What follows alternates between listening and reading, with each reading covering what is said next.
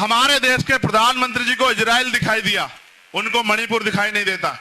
और मणिपुर छोड़िए, पूरे देश में जो कमजोर वर्गों पर हिंसा हो रही है वो दिखाई नहीं देती उनको। साथियों, आज मैं कई बड़ी खबरों पर नजर डालूंगा, लेकिन आपको एक सबसे बड़ी खबर हम बताऊंगा कि उस खबर में क्या है। अगर आप बसपाई हैं या बहुजन समाज के कोई नेता हैं या कोई बहुजन समाज के अगर आप वोटर हैं तो आप इस वीडियो को कदाचित छोड़ के मत जाइएगा, क्योंकि इस वीडियो में हम आपको बताएंगे कि आपके जो बहुजन समाज की सबसे बड़ी लीडर हैं मायावती जी, उनका कैसे अपमान हो रहा है। इस वीडियो में हम आपको बताएंगे कि भाजपा कैसे जीत रही है हर एक सीट पर, पिछले 2014 से और आज और आने वाले समय में भी जीतेगी बीजेपी। इसका कुछ अलग कारण है।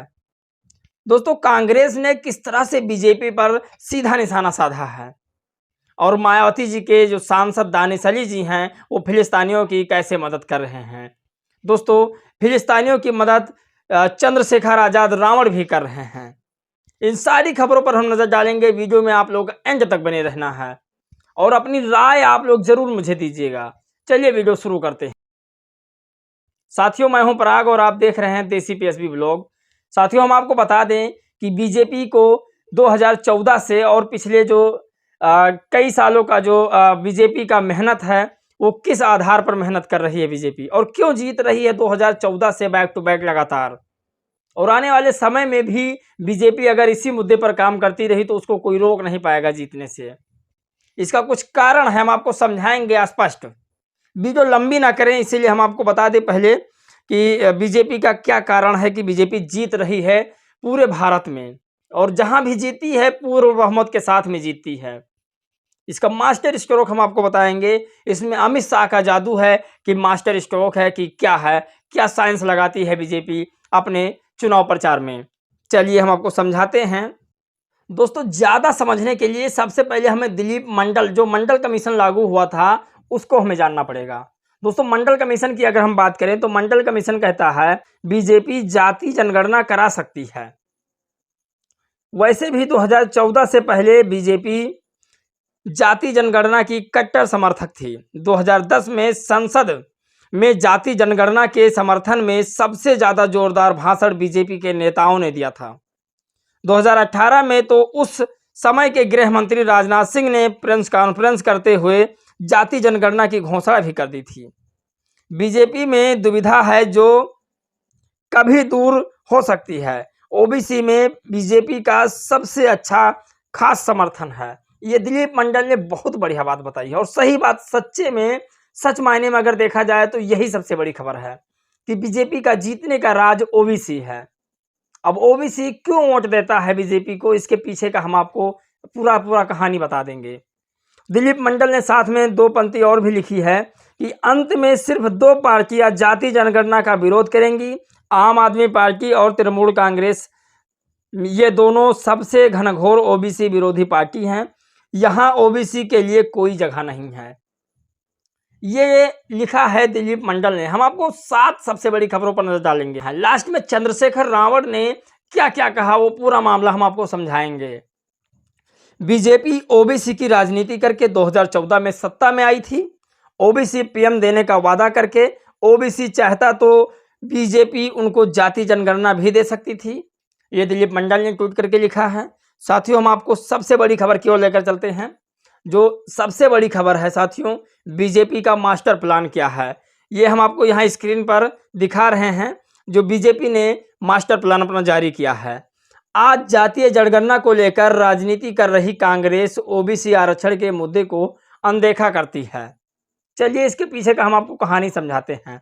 साथियों, 1990 में बीजेपी ने पहली बार पिछड़े वर्ग को 27% रिजर्वेशन लागू किया था। हम आपको बताते हैं ओबीसी का पूरा खेल। ओबीसी विरोधी है कांग्रेस, उसका मूल मंत्र क्या है वो आप लोग जान लीजिए। आज़ादी के बाद 30 वर्षों तक केंद्र में कांग्रेस सरकार थी, लेकिन ओबीसी को आरक्षण नहीं मिला। जो आज कांग्रेस पार्टी ओबीसी आरक्षण या जातीय जनगणना कराना चाहती है, कांग्रेस पार्टी आज सरकार में नहीं आई है जो जातीय जनगणना करा रही है। आज़ादी के पिछले जो 70 साल बीत चुके हैं आज से, तब से और आज तक लगभग 60 साल तक कांग्रेस की सरकार थी। और जातीय जनगणना नहीं हुआ, ओबीसी आरक्षण लागू नहीं हुआ। हम आपको समझाते हैं, ये मेरे जुबानी नहीं है, बीजेपी के कार्यकर्ता की जुबानी है। दोस्तों लिखा है 1950 में काका कालेकर ने पिछड़ा वर्ग आयोग की सिफारिश की थी, लेकिन नेहरू ने इसे रद्द कर दिया। सोचिए 1977 में जनता पार्टी की सरकार के दौरान मंडल कमीशन लागू हुआ, वही मंडल कमीशन जो आज पिछड़े समुदाय की बात करता है। 1980 में कांग्रेस सरकार दोबारा आई और ओबीसी आरक्षण रिपोर्ट को एक ठंडे बस्ते में उठा करके रख दिया। साथियों, इंदिरा गांधी और राजीव गांधी को मिलाकर करीब 10 साल कांग्रेस की सरकार रही, लेकिन ओबीसी आरक्षण के मुद्दे को याद भी नहीं आया। और आज ये कांग्रेस पार्टी ओबीसी आरक्षण और जातीय जनगणना का बात कर रही है। ये बीजेपी के समर्थकों ने लिखा है। हम आपको पूरा मामला समझाते हैं कि चंद्रशेखर रावण ने आखिर क्या कहा।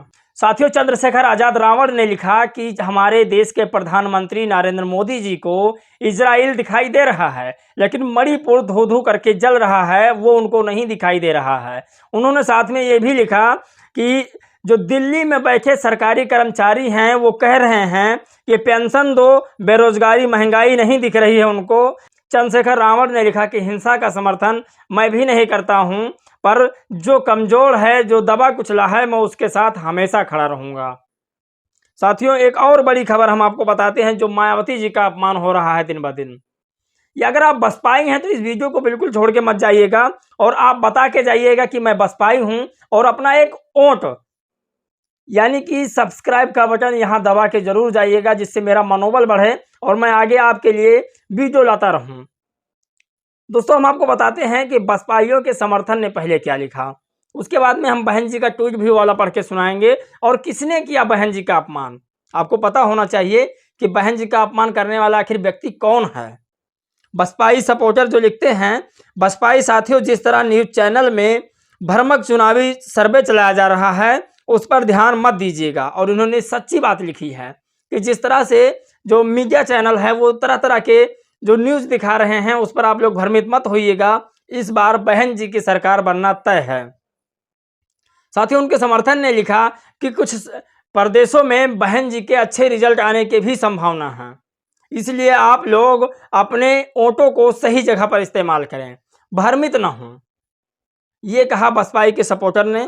और उन्होंने साथ में ये भी लिखा कि बहुजन समाज पार्टी तेलंगाना, मध्य प्रदेश, छत्तीसगढ़ और राजस्थान में मजबूती और अपने संविधानवादी एजेंडे से लड़ रही है। इस बार और बेहतरीन परिणाम देखे जा सकते हैं। जो साथियों बैठ करके अपने घर में सोचते हैं कि बसपा नहीं जीतेगी, ये बात आप लोग गलत सोच रहे हैं। भले ही बीजेपी का मास्टर स्ट्रोक ओबीसी हो, लेकिन बहुजन समर्थन बसपा के साथ में है। और एक रेटिंग हुई थी जिसमें बसपा का 20 पॉइंट प्लस कुछ वोट दिखाया गया था पूरे भारत में। आप सोचिए, रेटिंग के हिसाब से बसपा सबसे आगे है। साथियों, अब हम आपको बताते हैं कि आखिर बहन जी का किसने अपमान किया। और साथियों, बसपा की सुप्रीमो सुश्री बहन कुमारी मायावती जी क्या लिखती हैं अपने ट्विटर अकाउंट पर कि सपा नेता रामगोपाल यादव के हवाले से बीएसपी के इंडिया गठबंधन में शामिल होने के लिए मुलाकात की। न्यूज़ 18 चैनल पर प्रसारित खबर पूरी तरह से बेबुनियाद है, गलत है और झूठ है और फेक न्यूज़ है। बार बार ऐसे मनगढ़ंत खबरों से मीडिया अपनी इमेज खराब ना करे, कहीं ये सब किसी एजेंडे के ताकत तो नहीं है।